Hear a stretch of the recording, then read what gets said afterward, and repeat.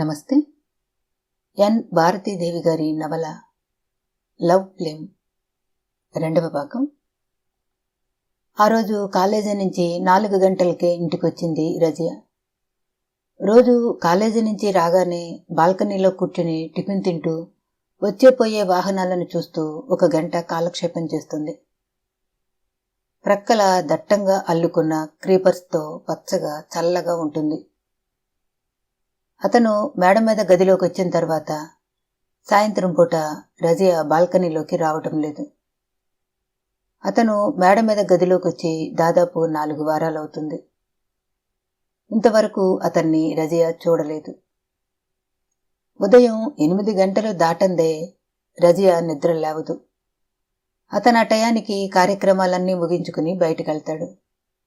మళ్ళీ ఆఫీస్ అయిపోయిన తర్వాత 2 గంటలు స్నేహితులతో గడిపి ఒకేసారి హోటల్లో భోంచేసి రాత్రి 10 గంటలకు రూముకు చేరుకుంటాడు. మేడ మీదకెళ్లటానికి మెట్లు వరండా పక్క నుంచి ఉంటాయి. అందువల్ల రాత్రిపూట అతనెప్పుడు పైకెళ్తాడో లోపలుండే రజియాకు తెలియదు. వాళ్ళమ్మగారు రజియాతో, రోజుకోసారైనా ఆ అబ్బాయి చాలా బుద్ధిమంతుడమ్మా, ఉంచిన తల పైకెత్తడు, అంతకు మించి ఆత్మాభిమానం కలవాడు అంటూ ఏదో ఒక మాటల సందర్భంలో చెబుతుంది. వాళ్ళమ్మగారికి అంతగా నచ్చిన అతన్ని చూడాలన్న కుతూహలం ఎక్కువైంది రజియాకు. ఆదివారం అన్నా అతన్ని చూడాలనుకుంటుంది. ఆ రోజు అతను ఎక్కడికి వెళ్తాడో తెలియదు.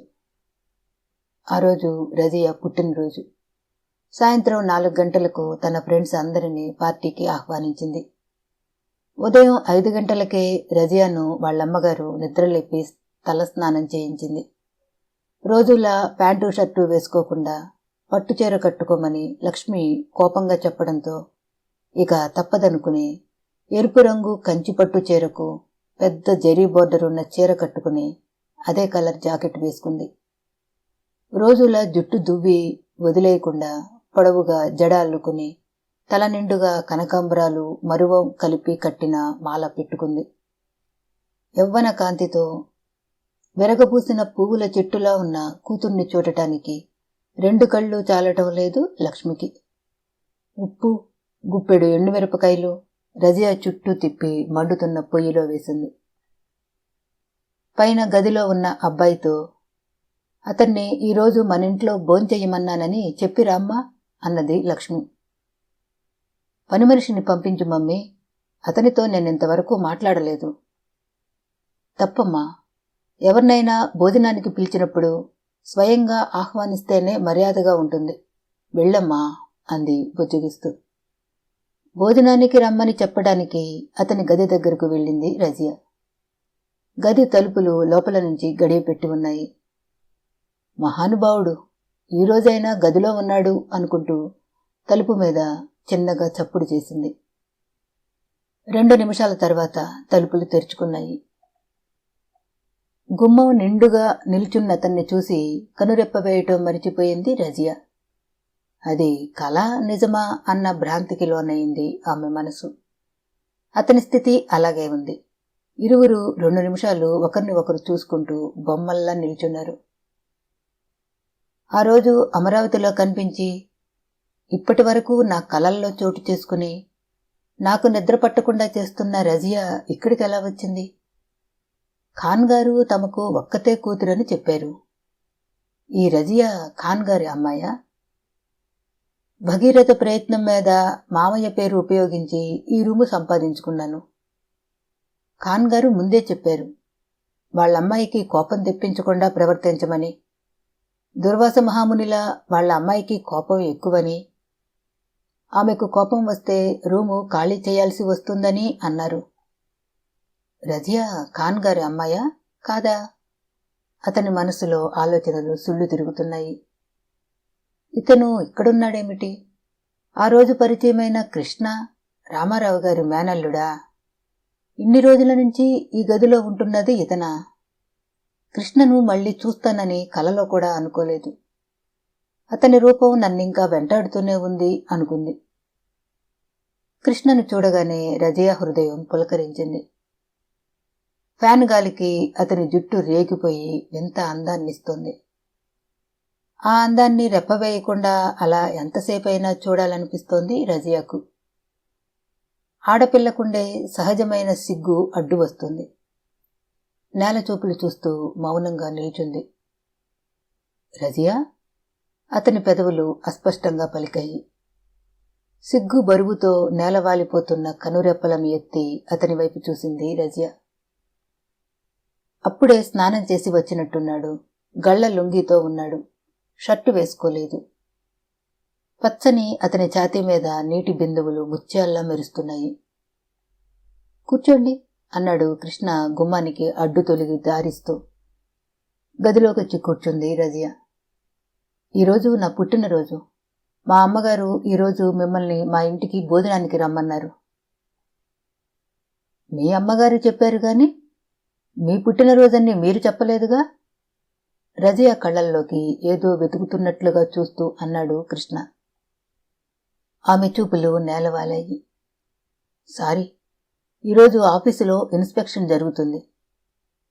భోజనానికి రావటానికి టైం ఉండదు. ఇక్కడికొచ్చి భోంచేసి వెళ్లాలంటే గంట పడుతుంది. సాయంత్రం 5 గంటలకు మా ఫ్రెండ్స్కు పార్టీ ఇస్తున్నాను. ఆ టయానికి రావడానికి వీలవుతుందా? వీలు కాదు, కానీ వీలు చూసుకుని వస్తాను అన్నాడు నవ్వుతూ కృష్ణ. ఎందుకో ఇతనితో మాట్లాడాలని, ఇతను మాట్లాడుతుంటే వినాలనిపిస్తుంది. వయసు చాపల్యమా, లేక ఇతనిలో ఉన్న ఆకర్షణ? ఎక్కువసేపు కూర్చుంటే అతనేమనుకుంటాడో అని ఇక వెళతాను అంటూ లేచి వెట్లు దిగి లోపలికి వెళ్లబోతూ ఆగి వెనక్కు తిరిగి చూసింది. అతను కూడా రజియా వైపే చూస్తూ నిల్చోవడంతో ఆమె చూపులు అతని చూపుల్లో చిక్కుకుపోయాయి. 5:30 కల్లా ఇంటికి వచ్చిన కృష్ణ అలంకరించి ఉన్న ఇంటిని చూసి తను పొరపాటున ఇంకెవరి ఇంటికైనా రాలేదు కదా అనుకున్నాడు.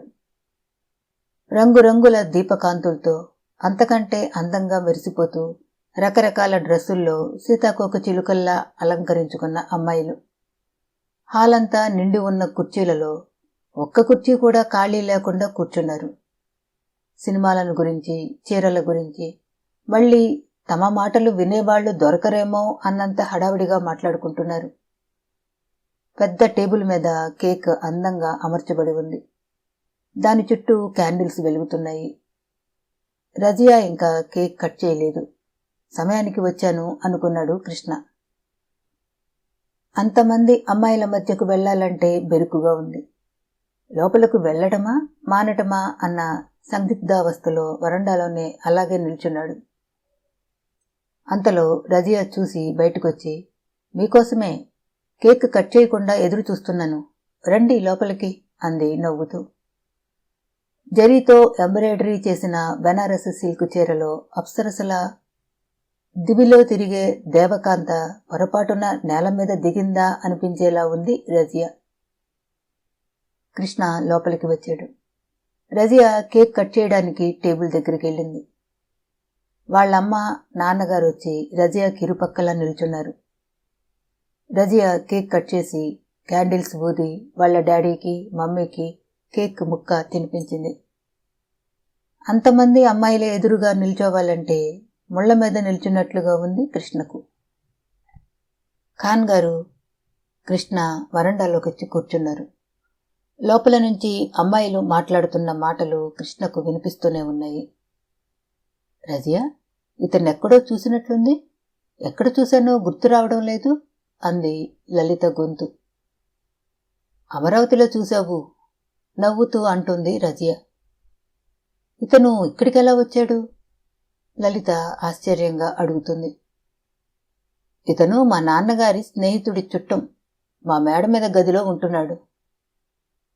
చాలా అందంగా ఉన్నాడు నవ్వుతూ అన్నది ఒక అమ్మాయి. అతని ముఖానికి కోరమేసం ఇంకా బావుంది మరో అమ్మాయి అంటోంది. పెళ్లి కాని ఏ ఆడపిల్లైనా తనకు కాబోయే భర్త ఎలా ఉండాలని ఊహించుకుంటుందో నవలా నాయకుడిలా అలా ఉన్నాడు. లక్ష్మి 2 ప్లేట్లల్లో కేకు ముక్కలు, జాంగ్రీ, లడ్డూలు తీసుకొచ్చి కృష్ణ వాళ్ల మధ్యనున్న టీపై మీద పెట్టి వెళ్ళింది. వచ్చిన వాళ్లంతా వెళ్లేసరికి రాత్రి 8 గంటలయింది. రజియా కోసం తీసుకొచ్చిన ప్రెజెంటేషన్ ఆమెకివ్వనే లేదు కృష్ణ. ఖాన్ గారు థియేటర్ దగ్గరికి వెళ్లారు. లక్ష్మి పని మనిషి చేత హాలు సర్దిస్తోంది. రజియా కోసం ఎదురుచూస్తూ కృష్ణ తన గదికి వెళ్లకుండా వరండాలోనే కూర్చున్నాడు. రజియా వరండాలోకొచ్చింది. ఒక్కసారి బాల్కనీలోకి రాగలరా? రజియా ఏమనుకుంటుందో అన్న భయంతోనే అడిగాడు. అలాగే అంది నవ్వుతూ రజియా. తేలికగా ఊపిరి పీల్చుకున్నాడు కృష్ణ. ఇరువురు బాల్కనీలో ఉన్న కుర్చీలలో కూర్చున్నారు. మీ పుట్టినరోజుకు నా చిరు కానుక అంటూ జేబులో నుంచి ఎరుపు కాగితంలో చుట్టిన ముత్యం పొదిగిన ఉంగరం తీసి రజియాకు అందించాడు. ఇంత డబ్బెందుకు ఖర్చు చేశారు? నీకోసం అనాలనుకున్న మాట కృష్ణ పెదవులు దాటి బయటకు రాలేదు. చాలా బావుంది. ఆ ఉంగరాన్ని వేలికి పెట్టుకుంటూ అంది. థ్యాంక్స్. ఎందుకు? ఆశ్చర్యంతో రజియా కనుబొమ్మలు ముడిపడ్డాయి. నా చిరుకానుకను కాదనకుండా స్వీకరించినందుకు నవ్వుతూ అన్నాడు కృష్ణ. ఇచ్చినందుకు మీకు నేనే థ్యాంక్స్ చెప్పాలి. మన పరిచయం తక్కువే అయినా మీ స్నేహంలో ఏదో తీయని అనుభూతిని చవిచూశాను. రజియా మాట్లాడలేదు. సారీ, నేనేమైనా పొరపాటుగా మాట్లాడానా? అలా ఎందుకనుకుంటున్నారు? మీ మౌనం నన్ను కంగారు పెడుతోంది. భలేవారే అంది రజియా నవ్వుతూ. ఆమె నవ్వుతుంటే కళ్ళు చిన్నబవుతాయి. అప్పుడు ఆమె ముఖం మరింత ఆకర్షణీయంగా ఉంటుంది. మీరు నవ్వుతుంటే మరింత అందంగా ఉంటారు. అతను తన అందాన్ని పొగుడుతుంటే రజియా మనసు సంతోషంతో పరవళ్లు తొక్కుతోంది. కృష్ణ మాటలు ఏదో తెలియని చిత్రమైన అనుభూతిని కలిగిస్తున్నాయి. మనసుకు హాయిగా ఉంది. అందం, మంచి ఉద్యోగం, పర్సనాలిటీ, అందుకు తగిన హుందాతనం అన్నీ ఉన్న కృష్ణలాంటి మగవాళ్లు అరుదుగా ఉంటారు అనుకుంది మనసులో రజియా. ఇలాంటి వ్యక్తిని భర్తగా పొందటం ఎంత అదృష్టం! ఆ అదృష్టం నాకు దక్కుతుందా? ఆ అదృష్టపు నీడలో నా జీవితాన్ని నందనవనంగా తీర్చిదిద్దుకోగలనా? ఏమిటి ఆలోచిస్తున్నారు? ఏం లేదు తడబడుతూ అంది. మీ ఎదురుగా కూర్చుంటే ఏవో మధురమైన ఊహల్లో నా మనసు పరవశించిపోతోందని మీకెలా చెప్పను అనుకుంది తనలో తను రజియా. కొంతమందితో స్నేహం ఎంత పెంచుకుందామన్నా పెరగదు. మరికొంతమందితో రోజుల్లోనే హిమాలయ శిఖరంలా పెరిగిపోతుంది స్నేహం. మిమ్మల్ని చూస్తుంటే మన మధ్య ఎన్నో రోజుల నుంచి పరిచయం ఉన్నట్లుగా అనిపిస్తోంది. నాలో ఉన్న ప్రత్యేకత ఏమిటో అంది రజియా నవ్వుతూ. అదే నాకు అర్థం కావటం లేదు కొంటిగా నవ్వుతూ అన్నాడు కృష్ణ. ఈ జరీ చీర చికాకుగా ఉంది. డ్రెస్ మార్చుకోవాలి. వస్తాను. కిందకెళ్ళింది రజియా. కళ్ల ముందు మెరుపు మెరిసి మాయమైనట్లనిపించింది కృష్ణకు. రాత్రింబవళ్ళు బంతుల్లా దొర్లిపోతున్నాయి. రోజులు చక్రంలో ఆకుల్లా గిర్రున తిరిగొస్తున్నాయి. విపరీతమైన వేగంతో పరిభ్రమిస్తున్న కాలచక్రంలో 6 నెలలు గడిచిపోయాయి. కృష్ణ రజియా వాళ్ళింట్లో మనిషిలా కలిసిపోయాడు. ఈ మధ్యలో ఒకసారి అమెరికా నుంచి రావుగారు వచ్చారు ఖాన్ గారింటికి. అప్పటి నుంచి కృష్ణ కాఫీ, టిఫిన్, భోజనం అన్నీ రజియా వాళ్ళింట్లోనే చేస్తున్నాడు. రూము అద్దె ఇవ్వబోతే నాకు మీ మామయ్యకు ఉన్న స్నేహాన్ని డబ్బుతో వెలకట్టాలని ప్రయత్నించకు అన్నారు ఖాన్ గారు కృష్ణతో. మళ్ళీ ఎప్పుడూ డబ్బు విషయం ఎత్తలేదు కృష్ణ. పనిమీద ఖాన్ గారి ఎక్కడికైనా వెళితే ఆయన వచ్చే వరకు థియేటర్ దగ్గరకు వెళ్లి కలెక్షన్ చూడటం, డిస్ట్రిబ్యూటర్స్తో మాట్లాడటం కూడా కృష్ణే చేస్తున్నాడు. ప్రేమ ఎంత ఉదాత్తమైన భావన! ప్రేమ అనేది ప్రతి హృదయంలోనూ ఉంటుంది. ఆ ప్రేమ మనిషిని స్వర్గపుటంచులకు తీసుకెళ్తుంది. ప్రేమే షాజహాన్ చేత తాజ్మహల్ కట్టించింది. ప్రేమ పేరు వింటేనే యవ్వనంలో అడుగుపెట్టిన వాళ్ల ముఖాల్లో వింత కాంతి వెల్లి విరుస్తుంది. మబ్బు పట్టినప్పుడు నెమలి ఆడుతుంది. వసంతం వచ్చినప్పుడు కోయిల కూస్తుంది. అలాగే ప్రేమ ప్రేమను కోరుతుంది. ప్రేమించిన వాళ్ల కోసం అరులు చేస్తుంది. కృష్ణతో రజియా పెంచుకున్న స్నేహం 6 నెలలు గడిచేసరికి ప్రేమగా మారి అతన్ని చూడకుండా ఒక్కరోజు కూడా ఉండలేనేమోనన్న స్థితికి తెచ్చింది. ఇంటి విషయాలు, థియేటర్ విషయాలు స్వంత మనిషిలా చూస్తున్నా రజియాకు మాత్రం చాలా దూరంగా ఉంటున్నాడు కృష్ణ. అతనెంత దూరంగా ఉండాలనుకుంటున్నాడో ఆమె అంత దగ్గరవ్వాలని ప్రయత్నిస్తోంది. ప్రతి శనివారం సాయంత్రం కృష్ణ వాళ్ల స్వంత ఊరెళ్ళి సోమవారం ఉదయాన్నే తిరిగి వస్తుంటాడు. ఆ ఆదివారం ఊరు వెళ్లలేదు. సాయంత్రం 4 గంటలయింది. 2 కప్పులతో టీ తీసుకుని బాల్కనీలోకి వచ్చింది రజియా. అప్పుడే బయటకు వెళ్లడానికి తయారయ్యి బయటికి వస్తున్నాడు కృష్ణ. ఎక్కడికి బయలుదేరారు? టీ కప్పు అతనికి అందిస్తూ అడిగింది రజియా. ఒంటరిగా గదిలో కూర్చోవాలంటే బోరుగా ఉంది. శేఖర్ దగ్గరకు వెళదామనుకుంటున్నాను. బావుంది. నాకు బోరుగా ఉండి నేను మీ దగ్గరకు వచ్చాను. నువ్వు మాట్లాడుతూ కూర్చుంటానంటే నేను ఇక్కడే కూర్చుంటాను నవ్వుతూ అన్నాడు. అందుకేగా వచ్చాను అంది రజియా చిలిపిగా నవ్వుతూ. ఏమండి, నేను విషయం అడుగుతాను, సూటిగా సమాధానం చెబుతారు కదూ? నీ మాటలు రసగుళికల్లా ఉంటాయి. ఎంతసేపు విన్నా ఇంకా ఇంకా వినాలనిపిస్తుంది. నీకు ఓపికండాలే గాని ఒక విషయం ఏమిటి? ఎన్ని విషయాలడిగినా సమాధానం చెబుతాను భుజాలెగరేస్తూ అన్నాడు. నా గురించి మీ అభిప్రాయం ఏమిటి? సమాధానం చెప్పకుండా సూటిగా రజియా కళ్లల్లోకి చూశాడు. ఆ చూపుల్లో ఈనాటికి నా ఊహాలోకంలో నువ్వు చోటు చేసుకున్నావు. అనుకోకుండా నీ ప్రేమతో నన్నల్లుకుపోతున్నావు. అది మొగ్గలు తొడిగి పువ్వులు పూస్తోంది. ఆ పువ్వుల్లోని మకరందాన్ని నేను ఆస్వాదించటం లేదని, నువ్వంటే నాకిష్టం లేదేమో అన్న భావంతో ఈ ప్రశ్న అడిగావు, అవునా అన్న భావం ఉంది. అతని చూపులకు సిగ్గుతో రజియా కళ్ళు నేలవాలాయి. నాకు సమాధానం చెప్పండి అంది తలంచుకుని. చదువు, సంస్కారం, అందం అన్నీ కలబోసిన అపురూపమైన ప్రతిమవు. అబ్బా, ఇలా కవిత్వంలా కాదు గారంగా అంది రజియా. మరెలా చెప్పాలి అడిగాడు కృష్ణ కొంటెగా. నన్ను గురించి మీరేమనుకుంటున్నారు? సీరియస్గానే చెప్తున్నాను. నువ్వు చాలా మంచి అమ్మాయివి. నాతో స్నేహం మీకిష్టమా కాదా? అందమైన అమ్మాయితో స్నేహం ఏ మగాడికి ఇష్టం ఉండదు? అందరి విషయం కాదు, మీ విషయం చెప్పండి.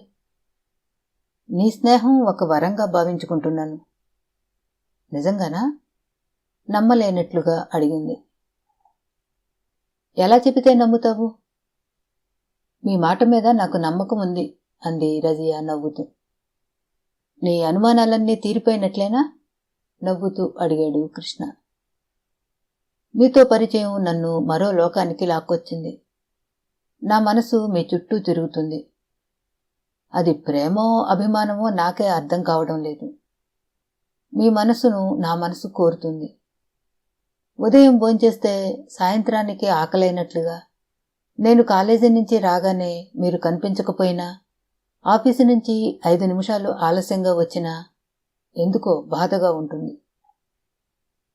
రజియా, నీది ఎదిగి ఎదగని మనసు. నీకేం కావాలో నీకే తెలియని అమాయకురాలివి. ఇలాంటి ఆలోచనలతో మనసు పాడు చేసుకోవద్దు. శ్రద్ధగా చదువుకో. మీరు పరిచయం కాకముందు స్త్రీ పురుషుల మధ్య ఇంతటి ఆకర్షణ ఉంటుందన్న విషయం కూడా నాకు తెలీదు. తెలిసిన తర్వాత ఆ ఆకర్షణకు దూరంగా ఉండటం నాకు సాధ్యం కావడం లేదు. వయసు పెట్టే అల్లరిలో భవిష్యత్తును పాడు చేసుకోవద్దు. మబ్బు పట్టినప్పుడు నెమలి నాట్యం చేయకూడదు అంటే మానగలదా? వసంతంలో కోయిలను కూయకుండా ఆపగలరా?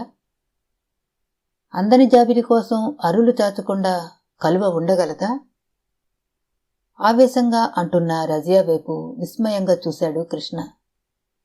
అల్లరిగా నవ్వుతూ గలగలా పారే సెలయేరులా గంతులు వేసే రజియా ఇంత సునిశితంగా ఆలోచించగలదా? ప్రేమకు ఎంత చక్కని నిర్వచనం! నేను ప్రేమిస్తున్నానని చెప్పగానే సంతోషంతో పొంగిపోతారనుకున్నాను. మీ ముఖంలో నేనూహించిన సంతోషానికి బదులు ఏదో ఆలోచనల తీవ్రత కనిపిస్తోంది అంది రజియా. కృష్ణ ఏం సమాధానం చెప్పలేదు. నా అందం ఈయనలో స్పందన కలిగించలేదా? నన్ను ప్రేమించటం లేదా? స్నేహం వేరు ప్రేమ వేరు అన్న అభిప్రాయంతో ఉన్నారా? ఆయన అభిమానాన్ని నేను ప్రేమనుకుని అపోహపడ్డానా? ఈ వయసులో ఉండే బాడీ వేడి ఈయనలో కనిపించవేం? ఎందుకని? నన్ను నిజంగా ప్రేమిస్తే నేనుగా నా మనసు విప్పి చెప్పినా మౌనంగా ఉన్నారేం? ఆయన నా ప్రేమను తిరస్కరిస్తే నేను బ్రతకగలనా?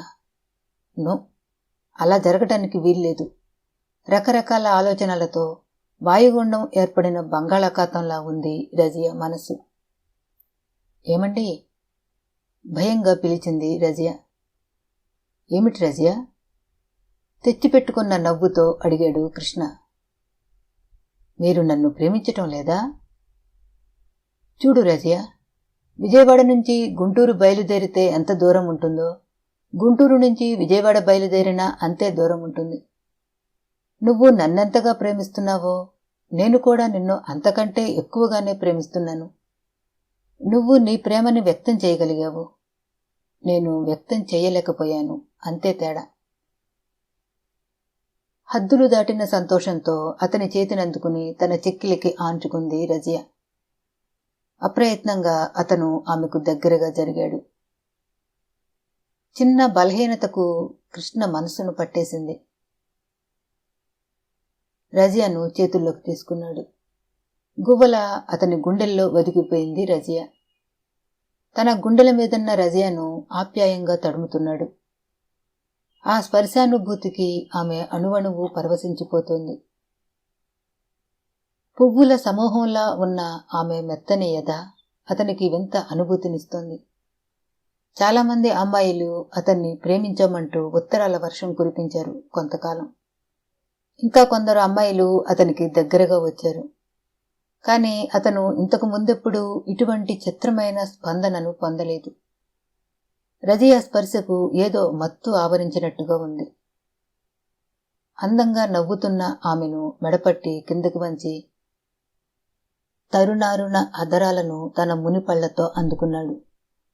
ఆమె అధరాలు ఇంకేదో కావాలన్నట్లుగా సన్నగా వణుకుతున్నాయి. పడమర నిండుగా ఎర్రగా ప్రకాశిస్తున్నాడు సూర్యుడు. పడమటి సంధ్యారాగం జీవికి జగత్తుకు రసోద్రేకం కలిగించే రమణీయ సమయంలో రజియ కృష్ణలు ఒకరి ఒడిలో ఒకరు వాలిపోయి ఉన్నారు. అతని చేతులు ఆమె చుట్టూ బిగుసుకుంటున్నాయి.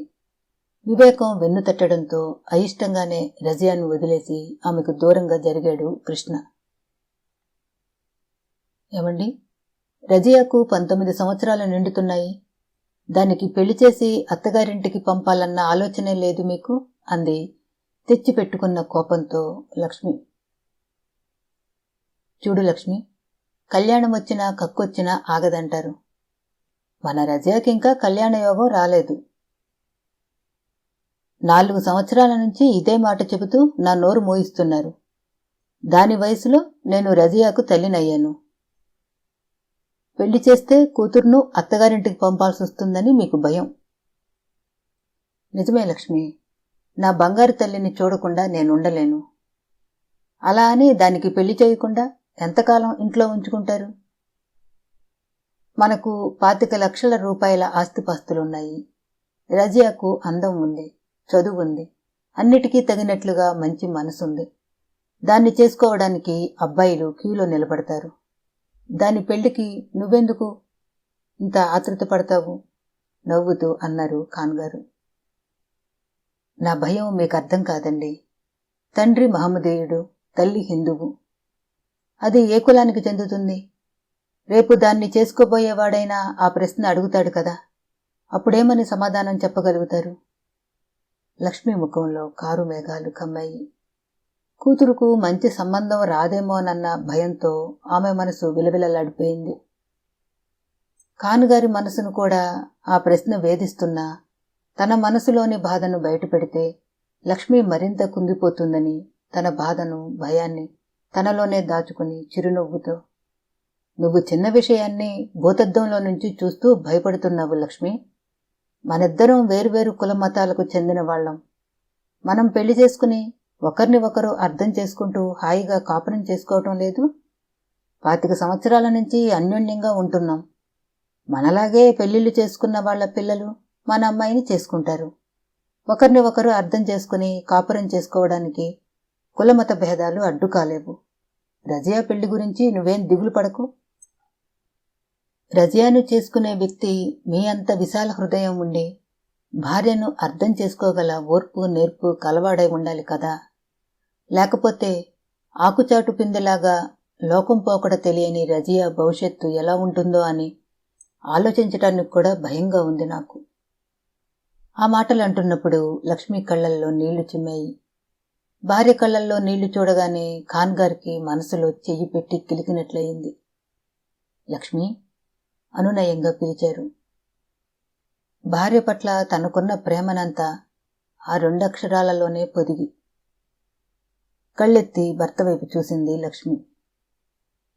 నువ్వు నా జీవితంలోకి ప్రవేశించిన ఇన్ని సంవత్సరాలలో ఇంతవరకు నీ కళ్లల్లో నీళ్లు నేను చూడలేదు.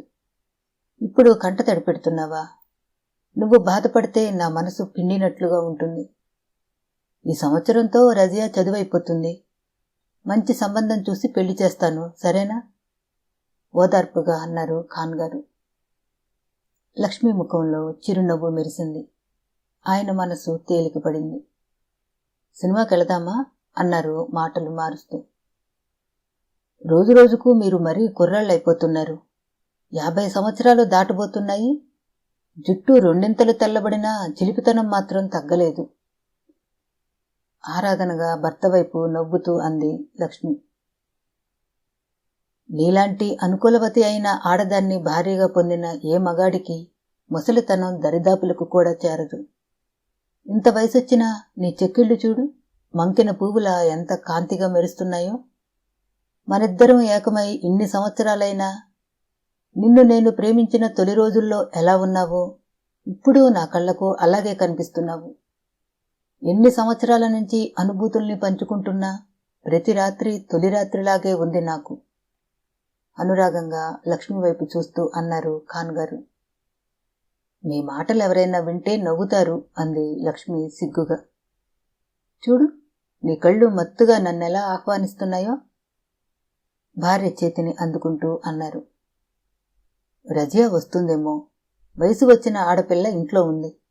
పట్టపగలు మీరిలాంటి చిలిపి చేష్టలు నిషేధించడమైనది. చిరునవ్వుతో చమత్కరిస్తూ తన చేతిని తీసుకుంది లక్ష్మి. మన థియేటర్లో ఈ రోజు నుంచి కొత్త సినిమా ఆడుతోంది. త్వరగా తయారేరా, వెళదాం. మాట్లాడుకోవటానికి కూడా వీలు లేకుండా నోరు మూసుకుని జైలులో కూర్చున్నట్లుగా 3 గంటలు థియేటర్లో కూర్చోవాలంటే విసుగ్గా ఉంటుందండి నాకు. ఇలా మీ ఎదురుగా మిమ్మల్ని చూసుకుంటూ మీతో కబుర్లు చెప్పడం అంటే నాకెంత సంతోషమో. ఏ ఆడదైనా మొగుణ్ణి సినిమాలకు షికార్లకు తీసుకెళ్లమని కోరుతుంది. నువ్వేమో నేను తీసుకువెళ్తానన్నా ఎక్కడికి బయలుదేరవు. నువ్వు ప్రత్యేకమైన ఆడదానివి లక్ష్మి. నీ అలవాట్లు, అభిరుచులు అన్నీ ఆడవాళ్లకు వ్యతిరేకంగా ఉంటాయి నవ్వుతూ అన్నారు. సినిమాలకు షికార్లకు తీసుకెళ్లలేదని భర్తను సాధించే ఆడవాళ్లకు సుఖం అంటే ఏమిటో తెలియదు. ప్రేమించే భర్త సమక్షంలోనే భార్య అన్ని సుఖాలు అనుభవించగలుగుతుంది. అన్ని విషయాలలో మేము మగవాళ్లకు ఏమాత్రం తీసిపోము అంటూ ఆడవాళ్లు అరిచి గోలపెట్టే ఈ రోజుల్లో నీ మాటలు నీ జాతి వాళ్లే వింటే నవ్వుతారు హాస్యంగా నవ్వుతూ అన్నారు ఖాన్ గారు. ఒకరి విషయం నాకెందుకు? నాకు మాత్రం మీరు తప్ప ఇంకేం అక్కర్లేదు. నా బతుకు మీ నీడలో చివరి వరకు ఇలా గడిచిపోతే నాకంతే చాలు. భార్య తన పట్ల పెంచుకున్న ప్రేమానురాగాలకు ఖాన్ గారి మనసు సంతోషంతో నిండిపోయింది. అందమైన సాయంకాలం, అందులోనూ ఆదివారం. కాలేజీ లేకపోవటం మూలంగా అప్పటి వరకు ప్రేమ నక్షత్రం నవల చదువుతూ పడుకున్న లలిత పుస్తకం మూసి గదిలో నుంచి బయటకొచ్చి వరండాలో కూర్చుంది. ఇంటి ముందున్న పున్నాగ చెట్టు మీద గూడు కట్టుకున్న 2 గోరింకలు కువకువలాడుకుంటూ గూటికి చేరుకున్నాయి. పక్క పోర్షన్లో అద్దెకుంటున్న జంట సినిమాకు కాబోలు అందంగా ముస్తాబయి ఒకరిని ఒకరు పెనవేసుకుంటూ స్కూటర్ మీద పోతున్నారు. నాకు పెళ్లి అయిన తర్వాత నేను నా భర్త ఇలాగే స్కూటర్ మీద ఒకరిని ఒకరు హత్తుకుంటూ సినిమాలకు షికార్లకు తిరుగుతాం. తన ఆలోచనలకు తనే నవ్వుకుంది లలిత. అప్పటి వరకు ఆకాశంలో అటూ ఇటూ తిరుగుతూ షికారు చేస్తున్న మేఘాలన్నీ ఒక్కచోటుకు చేరుకున్నాయి. టపటప చినుకులు రాలటం మొదలెట్టాయి. ఆఫీసు నుంచి బయటకొచ్చిన శేఖర్ తన రూము వైపు వేగంగా నడవటం మొదలుపెట్టాడు. అప్పటికే బట్టలు సగం వరకు తడిశాయి. వేగంగా వీస్తున్న గాలితో పాటు వర్షం పుంజుకుంది. పాకెట్లో నుంచి కర్చీఫ్ తీసి అద్దుకుని జేబులో పెట్టుకుంటూ టైం చూసుకున్నాడు. 5:30 కావస్తుంది. రిక్షా కోసం చుట్టూ చూశాడు. దగ్గరలో ఎక్కడా కనిపించలేదు. వర్షం పెద్దదయింది.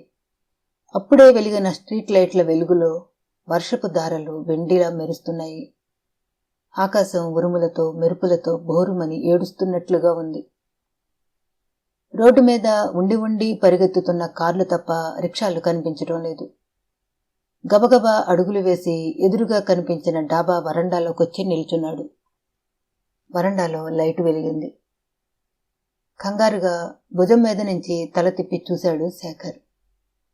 ఎదురుగా విప్పారిన కళ్లతో తననే చూస్తున్న లలితని చూసి ఉలిక్కిపడ్డాడు. అమరావతిలో ఈ అమ్మాయి కోపాన్ని చూశాను. దుర్వాస మహామునికి చెల్లెలు లాంటిది. ఇక్కడెందుకు నిలబడ్డావని గొడవ చేయదు కదా. వెళ్ళమని చెప్పే వరకు నిల్చోవటం ఎందుకు? వర్షంలో తడిసినా పర్వాలేదు. ఈ అమ్మాయి చేత అవమానం పొందకముందే ఇక్కడి నుంచి వెళ్ళిపోతే మంచిది అనుకుంటూ వరండా దిగాడు. వర్షంలో ఎలా వెళ్తారు? ఆ కుర్చీలో కూర్చోండి. టవల్ తీసుకొస్తానుండండి, తల తుడుచుకుందురు గాని అంటూ లోపలికెళ్ళి మెత్తటి టర్కీ టవల్ తెచ్చి శేఖర్కు అందించింది లలిత. అమ్మయ్యా, కోపంతో చిరుబురులాడటం లేదు, మంచి మూడ్లోనే ఉంది అనుకుంటూ టవల్తో తల తుడుచుకుంటూ థ్యాంక్స్ అన్నాడు శేఖర్. ఇంత వర్షంలో బయలుదేరారెక్కడికి? ఆఫీసు నుంచి నా రూమ్కి వెళ్తున్నాను. ఇంతకు ముందున్న రూము ఖాళీ చేయాల్సి వచ్చింది. నిన్ననే ఈ వీధి చివరున్న డాబాలో ఒక పోర్షను అద్దెకు తీసుకున్నాను. ఈ వీధి చివర డాబానా? అంటే ఆ గులాబీ రంగు డాబాయేగా? అవును, ఆ డాబా మా ఫ్రెండ్ వాళ్ళది.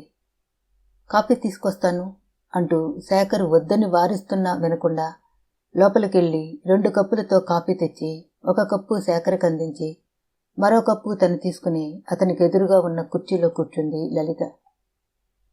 ఇది మీ ఇల్లని మిమ్మల్ని చూసే వరకు నాకు తెలీదు. తెలిస్తే వచ్చేవారు కాదా అన్నది లలిత నవ్వుతూ. నిజం చెప్పాలంటే తడుస్తూ వెళ్లేవాడిని కానీ వచ్చేవాడిని కాదు. ఎందుకని? నేనంటే అంత భయమా మీకు? మీరంటే భయం కాదు, మీ కోపం అంటేనే భయం నవ్వింది లలిత. లైటు వెలుగులో ఆమె పలువరస తళుక్కున మెరిసింది. అనుకోకుండా కనిపించారు నవ్వుతూ అంది లలిత. ఇక నుంచి రోజూ కనిపిస్తాను. నేను ఆఫీసుకు వెళ్లేటప్పుడు, ఇంటికొచ్చేటప్పుడు ఈ వీధిలో నుంచే వెళ్ళాలిగా అన్నాడు శేఖర్ చిరునవ్వుతో. మీరు తప్ప ఇంట్లో ఎవరూ కనిపించరే? నేను మా అమ్మగారే ఈ ఇంట్లో ఉండేది. మా నాన్నగారు నేను పుట్టిన 2 సంవత్సరాలకే పోయారు.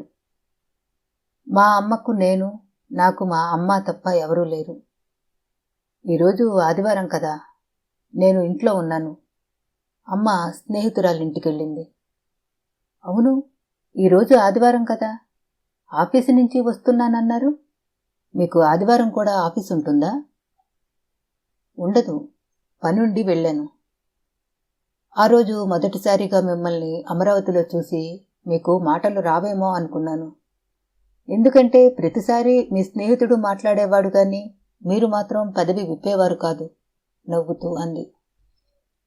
నాకు ఆడపిల్లలంటే భయం అన్నాడు హాస్యంగా నవ్వుతూ. మీరు తమాషాగా మాట్లాడతారు. ఆడవాళ్లంటే ఎందుకంత భయం? ఆడవాళ్లతో ఎలా మాట్లాడాలో ఏం మాట్లాడితే ఏం తప్పుగా అనుకుంటారో అని భయం అన్నాడు శేఖర్ హాస్యంగా నవ్వుతూ. వర్షం తగ్గింది. ఆకాశం అమాయకమైన అమ్మాయిలా ప్రశాంతంగా ఉంది. అప్పటి వరకు వర్షానికి గూటిలో బుడుచు కూర్చున్న గోరింకలు రివ్వుమంటూ ఎగిరిపోయాయి. మీకు అభ్యంతరమా? సిగరెట్ నోట్లో పెట్టుకోబోతూ అడిగాడు. లేదు అంది లలిత. సిగరెట్ వెలిగించి 2-3 పప్పులు వదిలాడు. పొగ ఉంగరాలు చుట్టుకుంటూ పైకి లేచింది. వర్షం తగ్గింది, ఇక వెళ్తాను లలిత కళ్ళల్లోకి చూస్తూ అన్నాడు. ఆలస్యంగా వెళితే మీ శ్రీమతి గారికి సంజాయిషి చెప్పుకోవాలని భయమా? శ్రీమత? ఆమెవరు? ఓహో, భార్య. ఇంకా అటువంటి దురవస్థ నాకు పట్టలేదు అన్నాడు నవ్వుతూ. ఎందుకో అతనికి పెళ్లి కాలేదని తెలియగానే గుండెల మీద నుంచి పెద్ద బరువు తొలగినట్లనిపించింది లలితకు. పెళ్లి చేసుకోవటం దురవస్థ కాదా మరి? ఇప్పుడు చూడండి, నేనెంత సరదాగా లైఫ్ని ఎంజాయ్ చేస్తున్నాను. నాకిష్టం వచ్చినంతసేపు స్నేహితులతో సరదాగా తిరుగుతాను, ఎక్కడికైనా వెళతాను, ఏమైనా చేస్తాను. పెళ్ళైతే ఈ స్వేచ్ఛ ఉంటుందా? కాస్త ఆలస్యంగా ఇంటికెళితే చాలు. ఇప్పటి వరకు ఎక్కడికెళ్లారు, ఎవరితో మాట్లాడారు, ఏం చేస్తున్నారు అంటూ శ్రీమతి ప్రశ్నల వర్షం కురిపిస్తుంది. సినిమాకెళ్ళినా షికారుకెళ్ళినా తనతోనే వెళ్లాలంటుంది. పెళ్ళయిందంటే మగాడి స్వేచ్ఛకు సంకెళ్ళు పడినట్లే నవ్వుతూ అన్నాడు శేఖర్. ఏం కాదు, పెళ్ళైతే మగాడికి జీతం లేని ఒక పని మనిషి దొరుకుతుంది. భోజనానికి హోటల్కు పరిగెత్తనవసరం లేదు. ఇంటి పనులు వంట పనులు ఒకటేమిటి, మగాడికి కావలసిన అన్ని పనులు. తిండి పెడితే చాలు, జీతం ఇవ్వక్కర్లేని పని మనిషి భార్య పేరుతో వస్తుంది. పెళ్లి పేరుతో మగాడికి అన్ని సుఖాలు అందుబాటులోకి వస్తాయి. ఆడదానికి మాత్రం స్వేచ్ఛ నశించి ఏ క్లాసు జైలు ప్రాప్తిస్తుంది. గుమ్మం దాటి అడుగు బయట పెట్టకూడదు. స్వంతంగా ఖర్చు పెట్టే హక్కుండదు. పావలా పెట్టి పూలు కొనుక్కోవాలన్నా భర్తగారి అనుమతి కావాలి. ఆఖరికి కన్నవాళ్లను చూడాలన్నా కట్టుకున్నవాడి పర్మిషన్ కావాలి. మగాడికి పెళ్లి సుఖాన్నిస్తుంది, ఆడదాని స్వేచ్ఛకు సంకెళ్ళు వేస్తుంది. అమ్మో, మీతో వాదించటం కష్టం. సరే, నా వాదన విరమించుకొని మీరు చెప్పేదే నిజమంటాను అన్నాడు శేఖర్ హాస్యంగా నవ్వుతూ. అతనితో మాట్లాడుతూ కూర్చుంటే ఎంతో హాయిగా ఉంది లలితకు. చాలా టైం అయింది, ఇక వెళతాను అంటూ లేచాడు శేఖర్. అతనితో పాటు లలిత కూడా గేటు వరకు వచ్చింది.